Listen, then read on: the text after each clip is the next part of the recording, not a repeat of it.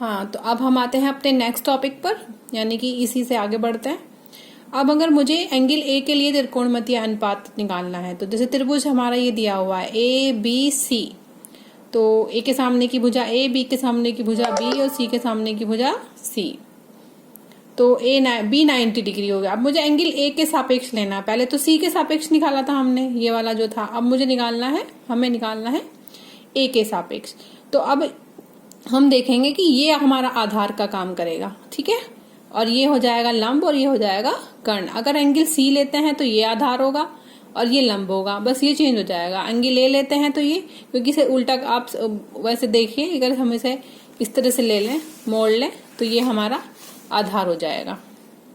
तो बस अब फॉर्मूला लगा जो हमें याद है, साइन ए बराबर लंब upon Karna, B C upon A C, A upon B, cos A बराबर आधार बटे कर्ण, सी अपॉन ए, टेन ए बराबर लंब अपॉन आधार, ए अपॉन सी।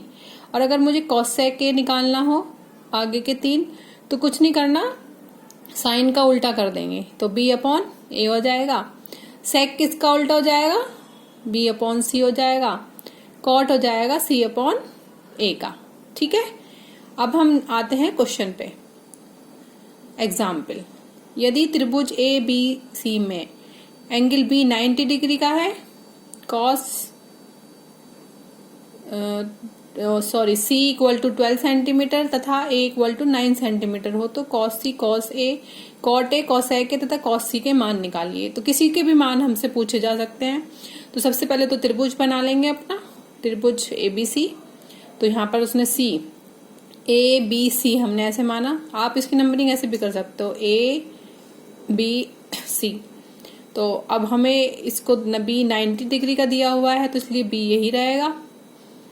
सी, इसने सी के सामने की भुजा सी हो गई, तो सी 12 सेंटीमीटर दी हुई है, और ए के सामने की भुजा ए 9 सेंटीमीटर दी हुई है। अब हम बी के सामने की भुजा बी को ज्ञात करेंगे, क्योंकि तब तक हमें बी नहीं होगा तब तक हम त्रिकोणमितीय अनुपात नहीं निकाल सकते।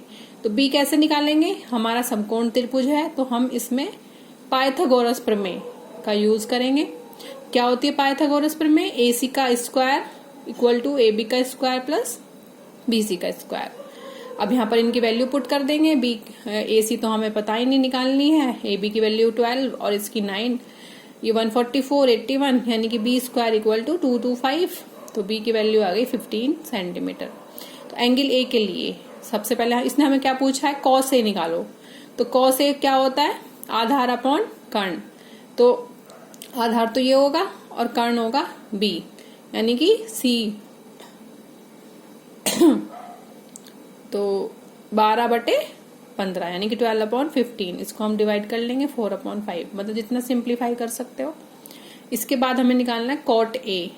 तो 10 होता है लंब बटे आधार, तो कॉट हो जाएगा आधार अपॉन लंब।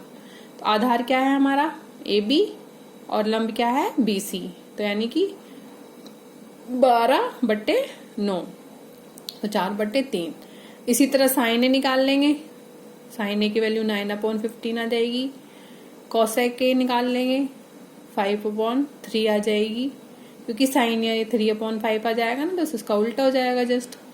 अब निकालना है कॉस सी। तो कॉस सी निकालने के लिए हमें अब एंगल ये लेना पड़ेगा, तो यानी कि ये हमारा आधार हो जाएगा और ये लंब हो जाएगा। तो कॉस सी हो गया आधार बटे कर्ण, यानी कि बी सी अपॉन ए सी, यानी कि 9/15, यानी कि 3/5। साइन सी, अब साइन सी निकालेंगे लंब अपॉन कर्ण। लंब कितना है 12 और कर्ण कितना है 15, तो 4/5। अब अगर हमसे पूछा है इसने कॉसेक सी, तो कॉसेक सी इसका उल्टा हो जाएगा 5/4, ठीक है।